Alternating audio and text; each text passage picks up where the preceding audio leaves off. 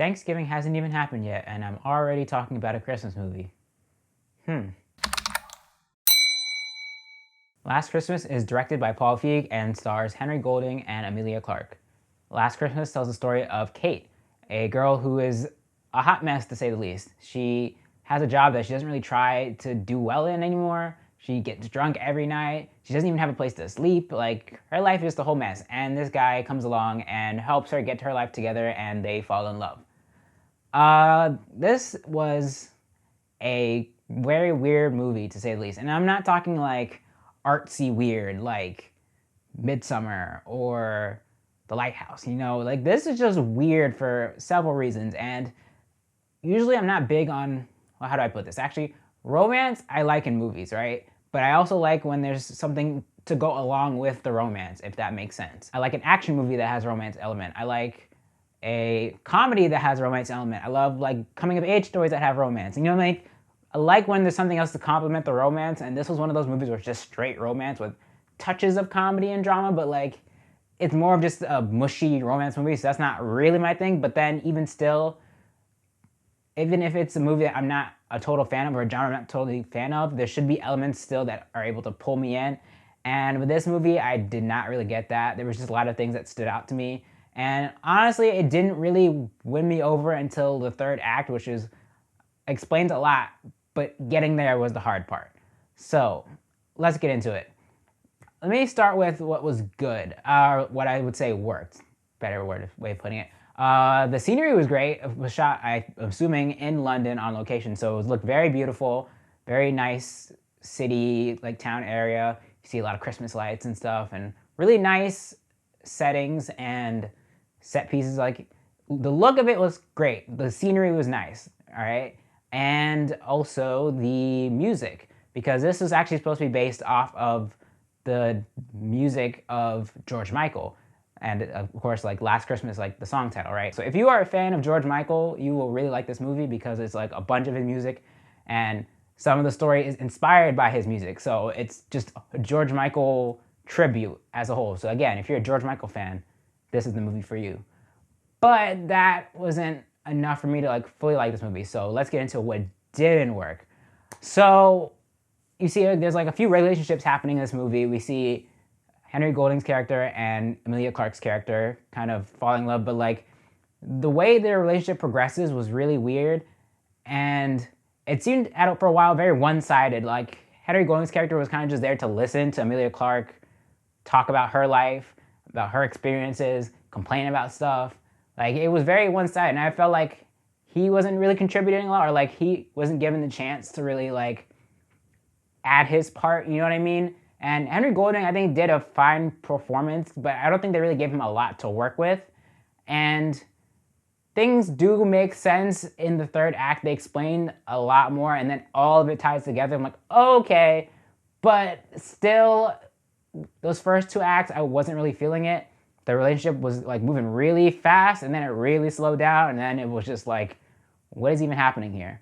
Another weird relationship in this movie was Michelle Yeoh and her love interest. And I'm not gonna say too much about it, but I'll just say the way it started was really weird because Michelle Yeoh is Emilia Clarke's boss, right? And she has a Christmas store that I guess is open throughout the year, and she sells a lot of weird Christmas knickknacks, decorations, whatever. And one day, this dude just walks in, doesn't really say anything, and then her and this guy just stare at each other. And then they like say a few words to each other, and then he just walks off. And I was like, what just happened here? I was really confused. And that was another relationship, like the progression was just, I don't even know. That was weird. I didn't know what to interpret with that. So another thing about this movie is that I feel like not all of the characters really had development per se.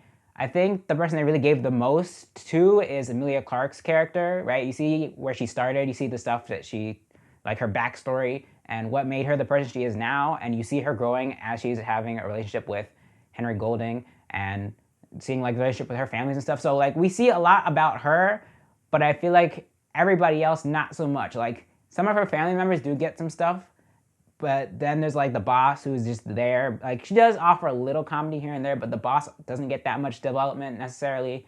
And then Henry Golding's character, I feel like really gets the short end of the stick here. I mean, he's a great actor. He was great in Crazy Rich Asians, but I feel like they didn't really give him a lot to do here. until maybe the third act. Again, the third act is what really like made me reconsider what I was thinking about this movie, but even still. And then there's the comedy. Most of it fell flat for me. I didn't laugh. I mean, I had a few chuckles here and there.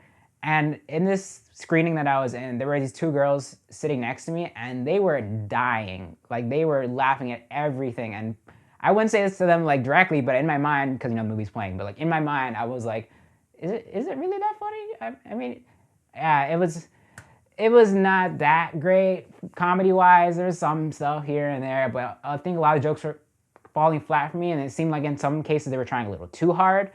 And there's like this weird awkwardness too. Like they really sit in awkward moments in this movie, and it's sometimes uncomfortable. And there's some parts that I don't think were meant to be funny, but like I was like holding in laughter because it seemed sometimes like there was a serious moment, but I was sitting there like I was.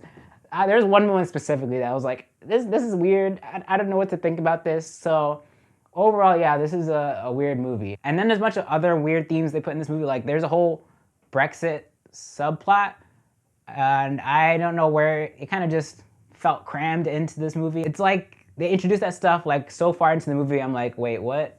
And I feel like that could have been a whole different movie on its own. And I don't know if they maybe could have done a bit better with integrating that into the overall story, because it felt a little tacked on to me. And Emma Thompson in this movie gave an interesting performance. She was playing a Yugoslavian woman, and it was fine. I mean, her accent was okay, but her character was just kind of weird. I mean, that's the one word I can use to describe this movie, is just weird. Now, if you like mushy romance movies, you will definitely like this. If you like George Michael, you'll definitely love this, because this again is a tribute to him. If you like Emilia Clarke from Game of Thrones and other things, go see this movie. But for me, this one just didn't do it. This one was all right. Now, oh yeah, before I finish. So the third act, no spoilers, but it does recontextualize everything you see prior. And if I went back to watch this movie, I don't know if all of that would hold up necessarily. Like they do in this part go back and explain certain things, but in the moment I had to sit there like, does this all make sense? Is this logical? So, I mean, I would watch it again just to see if that third part holds up, but I'm not entirely sure, because it did seem kind of I don't want to say out of nowhere, because it was like there's a surprise. I'll say it's a surprise, right? But it also reminded me of a movie that came out earlier this year, and I'm not going to say what movie that is, because then that would be a really big spoiler. But it's just, it didn't work for me. I mean, the third act was significantly better, I would say. Like, there was more heart. The characters were giving better performances. They're giving more to do. There's more substance. Things made more sense. Like, the third act, they think, was the strongest part of this movie, but that's the end. So by that time, if you're not already roped in, then you're just kind of like, eh. So, yeah, this was not that great of a movie. I'm sure there are better Christmas romance movies you can find out there on Netflix or just anywhere. If you already have a go-to Christmas romance movie, then I would say stick with that one. This one is like, eh. The verdict. I think Last Christmas is... It's fine. I mean, it's not the worst worst Christmas movie I've ever seen by far. It just was weird, and things didn't make sense. Some of the performances were weird. The comedy didn't work for me. There were some weird elements to the story that I don't think necessarily fit. Performances were okay. Emilia Clarke was fine. Henry Golding did the best he could do with what they gave him, which wasn't a lot. And the third act definitely redeemed it a little bit for me, but overall, I would say I wouldn't go back to watch this movie, really. It was just, eh. So I would say you could probably go, if you really wanted to see it, go see it on Discount Tuesday. Don't pay full price. Or just wait for it to come on DVD or stream it, because I don't think this is necessarily a theater-worthy movie, if that makes sense. So, yeah, that's it. So, have you seen Last Christmas? What did you think? Let me know down in the comments. Also, don't forget to like this video, share it, and subscribe. Thank you for watching. I will see you in the next one.